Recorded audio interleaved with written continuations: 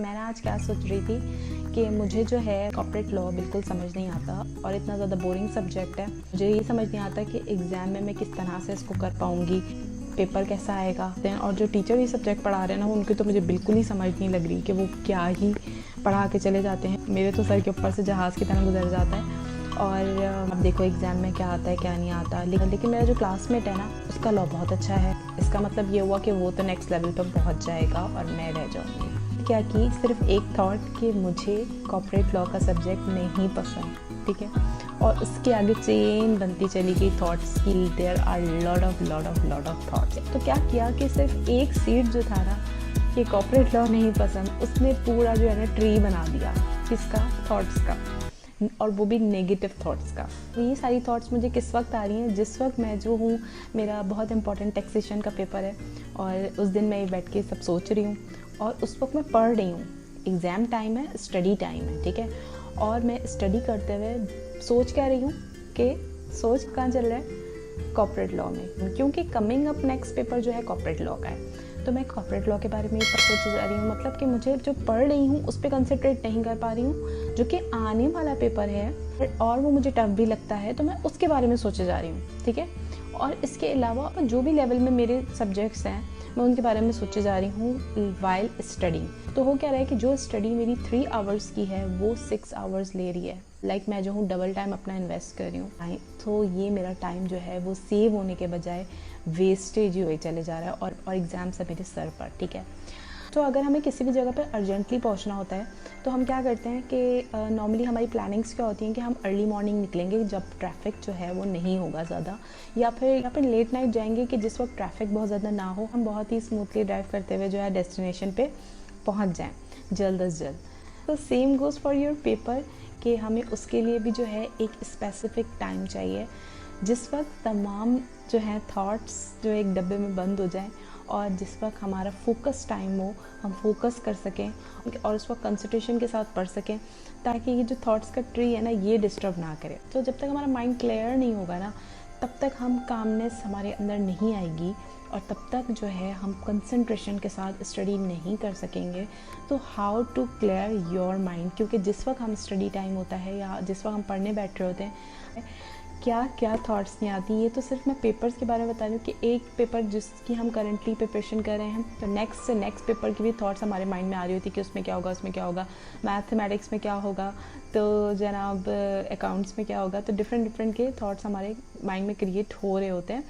But इसके अलावा कुछ पर्सनल लेवल के थॉट्स भी आ रहे होते हैं। उसी वक्त हमें जो है और लोग भी हमारे माइंड में आ रहे होते हैं कि यार कंपटीशन एंड ऑल तमाम, और इस तरह के तमाम जो है ना लोग भी जो कि हमें बहुत ज़्यादा इम्पैक्ट करते हैं हमारे माइंड पे, उस वक्त वो थॉट्स भी आ रही होती हैं। और उस वक्त हम इस पोजीशन में नहीं होते कि हम अपना प्रेशियस टाइम जो है वो वहाँ कन्वर्ट कर दें।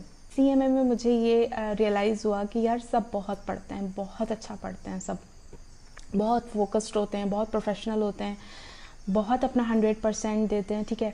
बट पास कौन होता है? पास वही स्टूडेंट होता है जो उन 3 आवर्स में बेस्ट परफॉर्म करके आए। जब पेपर उसके सामने आए ना, वो 3 आवर्स जो पेपर के हैं, उस वक्त जिसने सही 100% अपनी परफॉर्मेंस दे ली ना, जिसने बहुत काम होके, बहुत जो है शांति माहौल में आके जो है जिसने अटेम्प्ट कर लिया ना, उस वक्त वो पेपर परफॉर्मेंस जिसने बहुत अच्छे माइंडसेट और बहुत अच्छी परफॉर्मेंस उस वक्त जिसने कर ली ना, अब पीछे उसने 6 मंथ्स थ्रू आउट स्टडी की हो या 6 मंथ्स में से 2 मंथ्स थ्रू आउट स्टडी की हो, बट पास वही होता है जिसने उस वक्त परफॉर्मेंस जो है वो आउटस्टैंडिंग दी हो, ठीक है। तो आउटस्टैंडिंग कब होगी? जब आपका माइंड क्लियर होगा, कामनेस होगी आपके अंदर, सुकून होगा, ठीक है। और आप जो है हर चीज़ ईजिली रिकॉल रिमाइंड कर पाओगे उस टाइम। इस चीज़ के लिए मेडिटेट योर सेल्फ। मुझे मेडिटेशन ने बहुत हेल्प आउट किया। इसके अलावा और भी बहुत सारे मामलात में हेल्प किया। सो इसके लिए मैं किसी और वीडियो में बात करूँगी, बट स्पेसिफिकली एग्ज़ाम में मुझे मेडिटेशन ने बहुत हेल्प किया। अच्छा, अब बहुत सारे लोग कहते हैं कि यार ये बोलना आसान है, और मेडिटेशन होता क्या है? बस ब्रेद इन ब्रेद आउट करो। ब्रेद इन ब्रेद आउट नहीं होता सिर्फ, आप कनेक्ट करते हो नेचर से, ठीक है। स्टार्ट करो 3 to 5 मिनट से। लाइक आपने जस्ट आंखें बंद करके ऐसी जगह पे बैठना है जो बिल्कुल जो है वो कामनेस वाला माहौल है, ठीक है, जहाँ पर सिर्फ आप हो। जब आप इसे करना स्टार्ट करोगे तो जब माइंड कामनेस की तरफ जाएगा तो आप अंडरस्टैंड बेटर करोगे, स्टडी बेटर करोगे, ठीक है। और थॉट्स की जो नंबर ऑफ़ फ्रिक्वेंसी है वो भी काफ़ी हद तक रिड्यूस होगी, ठीक है। कि एफिशिएंसी, स्टडी की जो एफिशिएंसी है वो बढ़ेगी। जैसे आप 3 आवर्स की स्टडी 6 आवर्स में जाके कंप्लीट कर रहे थे, इस इररेलेवेंट थॉट्स की वजह से वही टाइम आपका सेव होगा। आप 6 आवर्स की जगह 3 आवर्स में करोगे, 3 आवर्स जो वेस्ट हो रहे हैं वो सेव हो जाएंगे, ठीक है। अब बहुत सारे लोग ये बोलते हैं कि यार एग्ज़ाम सर पर हैं और हम मेडिटेशन करें और अजीब सा हम बस ये सोचते रहें बैठ के आंखें बंद करके, तो वेस्टेज ऑफ टाइम। सो ये सोचो कि वो वेस्टेज ऑफ 15 मिनट्स जो हैं वो आपके 3 आवर्स जो हैं वो सेव करें। लाइक जो 3 घंटे का काम 6 घंटे में करो, अब आप 6 घंटे का काम 3 आवर्स में करोगे, तो हुए ना 3 hours save. So that's the formula. मैंने जब ये एक्सपीरियंस किया पर्सनल, मुझे जो फील हुआ वो ये हुआ कि जो माइंड में हसल क्रिएट हुआ है, इधर उधर की थॉट्स आ रही हैं, बेचैनी है, परेशानी है, मतलब जो हम हर वक्त एंजाइटी जो रहती है, एग्ज़ाम फियर है, वो काफ़ी हद तक चीज़ें कंट्रोल हुई, नंबर 1। और नंबर 2, हम जो भी पढ़ेंगे उस वक्त वो हम माइंड में एब्जॉर्ब कर रहे होंगे। जब मेरा माइंड भी डिस्ट्रैक्ट था और मैं वो पढ़ भी रही थी, तो उसमें से हाफ़ चीज़ें मेरे माइंड में सबकॉन्शियस में सेव हुई और हाफ़ चीज़ें जो हैं वो मेरी स्किप हो गई, क्योंकि मेरा माइंड डिस्ट्रैक्ट था, मेरे माइंड में कामनेस नहीं थी, सुकून नहीं था।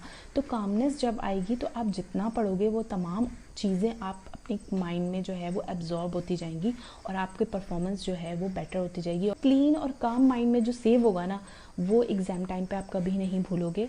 उससे आपकी जो परफॉर्मेंस है ना, उसकी एफिशिएंसी इंक्रीज़ होगी, right. So do try it. और in your every aspect of life आप इसको कहीं भी अप्लाई कर सकते हो। चाहे ये तो जस्ट फॉर एग्ज़ाम के हवाले से है, बट आप इसको अपनी पर्सनल लाइफ में भी ट्राई कर सकते हो। कहीं आपको कहीं लाइफ में डिप्रेशन है, एंजाइटी है, स्ट्रेस है, ऑफिस का स्ट्रेस है, पर्सनल लाइफ में कोई स्ट्रेस है, टेंशन है, तो आप हर चीज़ के लिए मेडिटेट कर सकते हो। Do try it and yes, को कंटिन्यूसली 15 मिनट्स तक करोगे तो ऑब्वियसली जितना आप मैक्सिमम 13 मिनट्स तक करना रिकमेंडेड है, बट आप इससे कम भी कर सकते हो, ज़्यादा भी कर सकते हो अकॉर्डिंग टू योर टेंशंस।